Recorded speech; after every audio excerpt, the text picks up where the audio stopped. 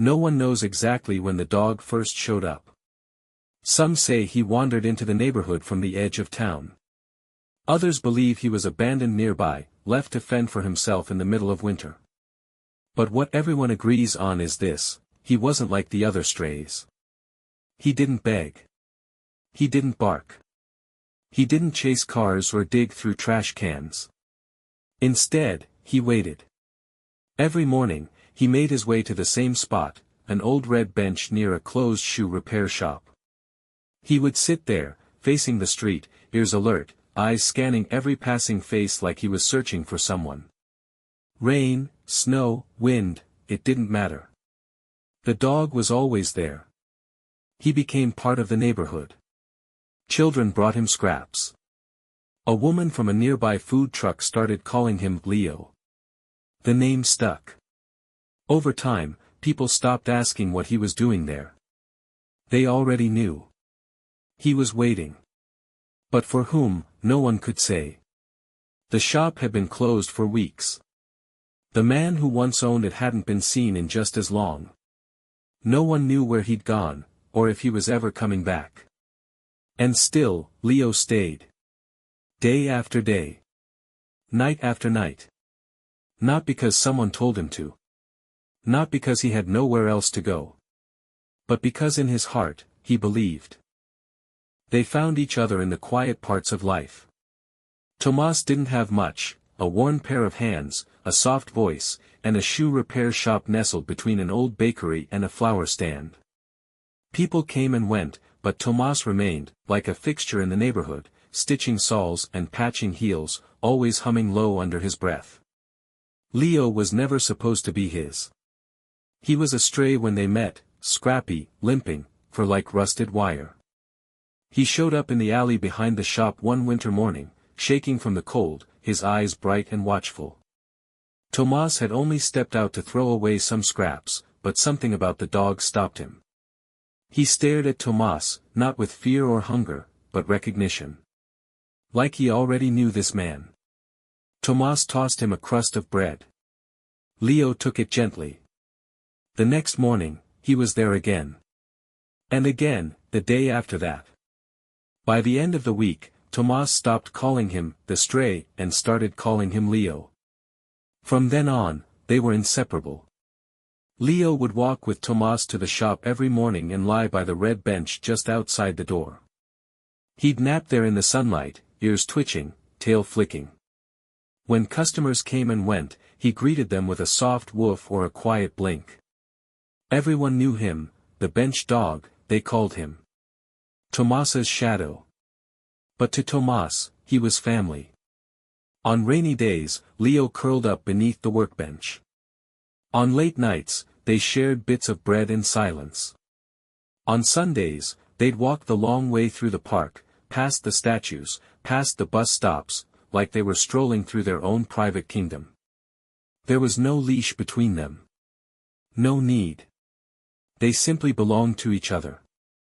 Then came the morning Tomas left.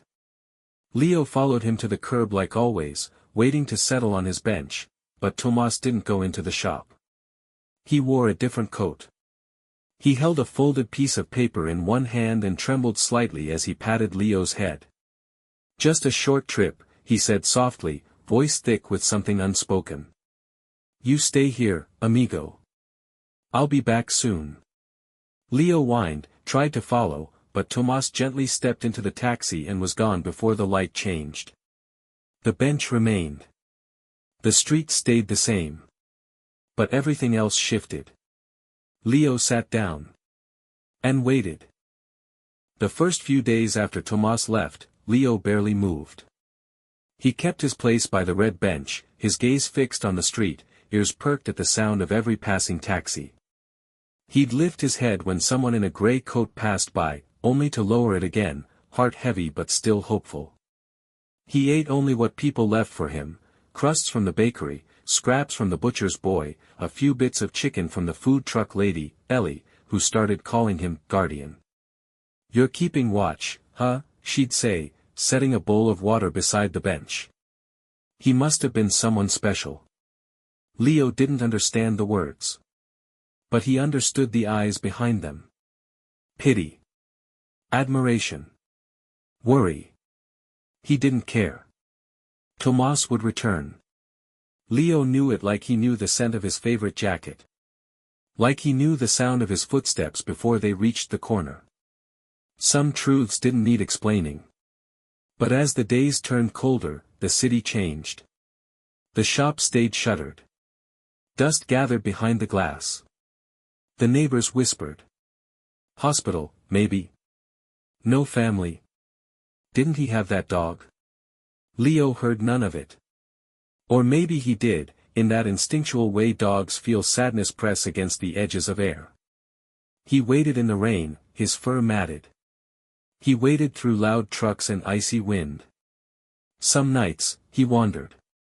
Only a few blocks at first, just far enough to sniff the places Tomas used to go. The corner store. The tiny cafe with the crooked stools. The church steps where they used to rest on hot afternoons. No scent. No trace. But still, Leo returned to the bench. One night, a man tried to take him.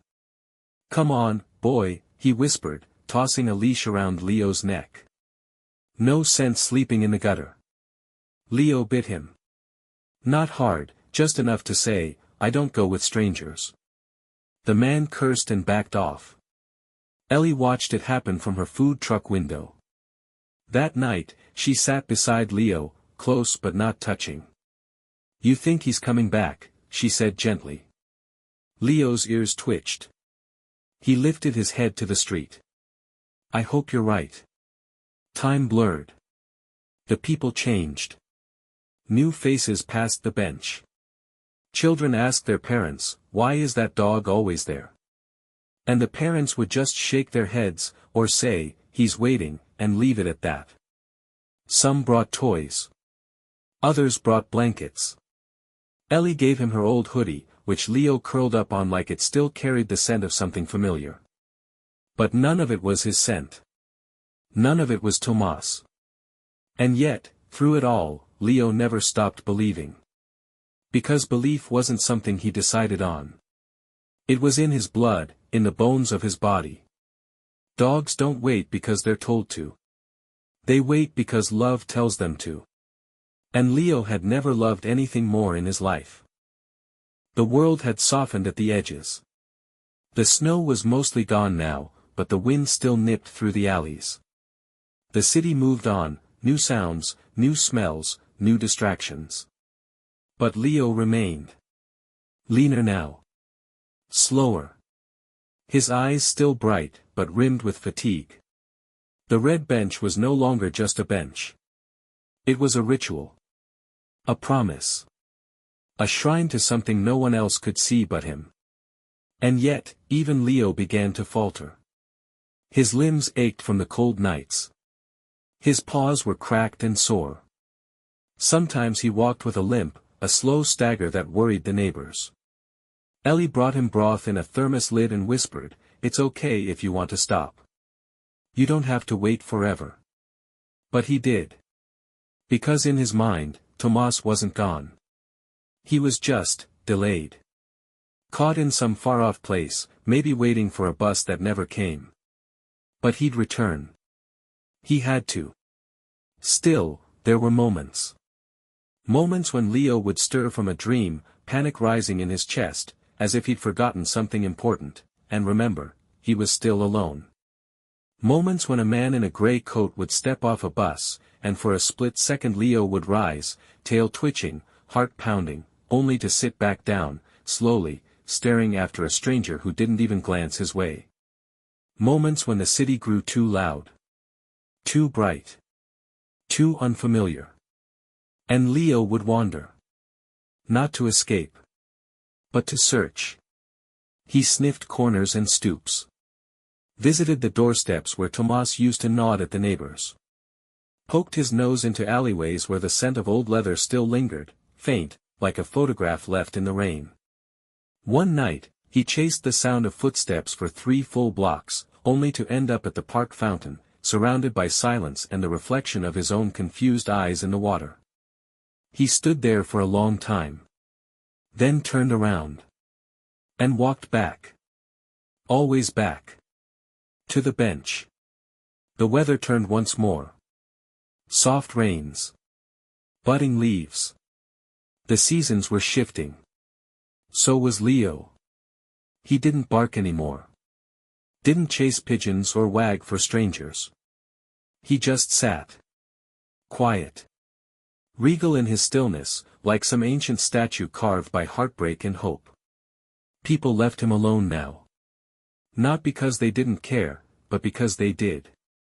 They saw something sacred in him. Something too pure to interfere with. They called him the waiting dog. Some took photos. Others cried. But no one, not even Ellie, could quite shake the feeling that this wasn't how the story should end. That maybe, just maybe, something was still unfinished. And that Leo, somehow knew it. The city had begun to bloom again. Winter's last frost had retreated into the shadows, and the sidewalks pulsed with new life. Strollers rolled over cracks in the pavement. Street performers returned to corners long forgotten. The flower stand near the old shoe shop spilled over with color. Everything was waking up. But Leo still waited. His movements were slower now, the spring in his steps long faded.